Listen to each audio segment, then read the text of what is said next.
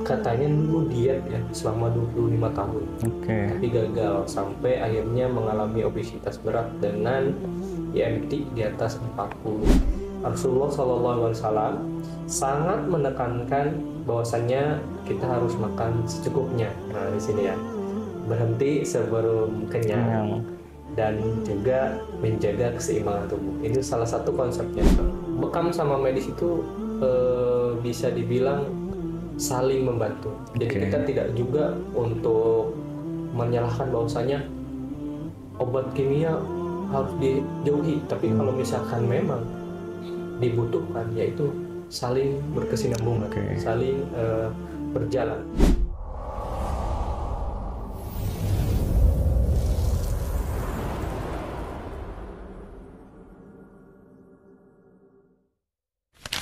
Ini mengenai obesitas ya, ada ibunda selebriti itu udah terkena obesitas tingkat 3. Nah, bahwa tadi beritanya itu sampai harus dioperasi bariatik ya.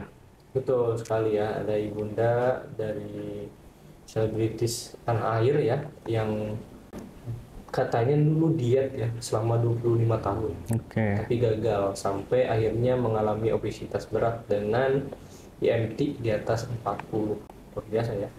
Kondisi ini memicu penyakit seperti diabetes, kolesterol tinggi, fatty liver, darah tinggi, dan bahkan sleep apnea. Nah, di Pusat Bekam sendiri ini di fitur websitenya ini udah ada namanya fitur IMT. IMT, Nah, oke. itu nanti kalau misalkan Bapak Ibu sekalian ngecek apakah saya kekurusan, apakah saya obesitas atau saya kegemukan, nanti bisa kunjungi websitenya Oke. pusatbekamruqyah.com. Nanti ada itu di situ Fitur ada fitur kalkulator BMI. kalkulator BMI.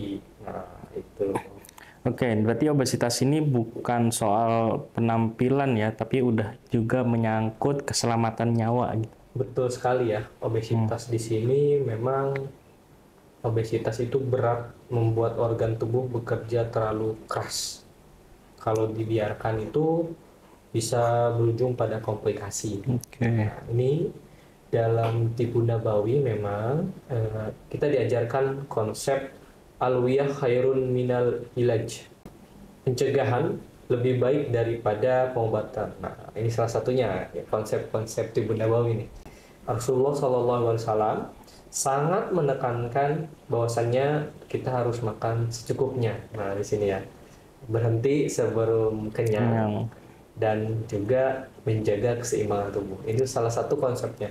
Jadi kalau misalnya kita lagi mumpung nih, Mumpung ada makanan banyak. kita makan terus-terusan sampai berat badan tidak terkontrol dan lain sebagainya, itu salah besar. Dan juga mungkin bisa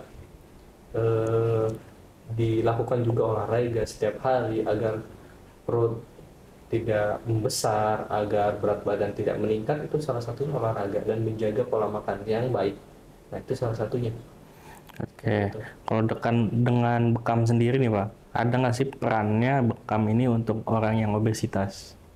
Sangat jelas ada ya. Memang di kita itu ada pengobatan terkait bekam yang bertujuan untuk membantu obesitas tadi, terutama dalam melancarkan peredaran darah, kemudian juga melancarkan metabolisme, membakar lemak, dan memperbaiki fungsi hati. Itu salah satu fungsi-fungsinya di dalam untuk menurunkan obesitas tersebut.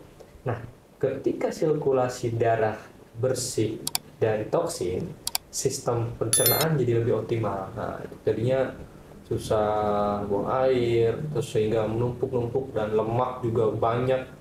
Nah, itu ketika kita berbekam, itu insya Allah itu izin Allah, itu sistem pencernaan jadi lebih optimal, tubuh lebih ringan, dan berat badan insya Allah bisa turun lebih alami seperti itu. Nah, kan di Pusat Bekam sendiri ada ini ya, ada terapi-terapi khusus ya yang berujung kepada penurunan obesitas tersebut, seperti mungkin refleksi tenang jiwanya, dan juga ada herbal-herbal yang mungkin bisa dikonsumsi untuk menurunkan obesitas tersebut. Oke.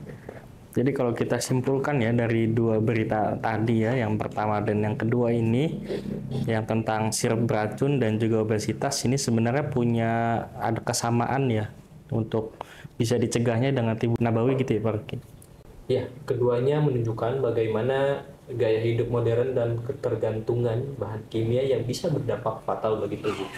Nah, di sini pada dasarnya, padahal Islam itu sudah memberi panduan melalui Tibun Nabawi, pola makan sehat, kemudian penggunaan bahan alami mungkin ya, seperti mungkin madu, habatus sauda, serta terapi-terapi yang mungkin bisa kita lakukan. Salah satunya yaitu bekam untuk menjaga keseimbangan tubuh. Oke, Masya Allah. Berarti kalau kita rutin bekam ya dan juga rutin menjaga tubuh dengan benar, insya Allah banyak penyakit yang bisa dicegah dan juga bisa dicegah tanpa perlu tergantungan obat ya gitu Pak Ruki. Ya, memang bekam sama medis itu bisa dibilang saling membantu. Jadi kita tidak juga untuk menyalahkan bahwasanya obat kimia harus dijauhi. Tapi kalau misalkan memang dibutuhkan, yaitu saling berkesinambungan, saling berjalan.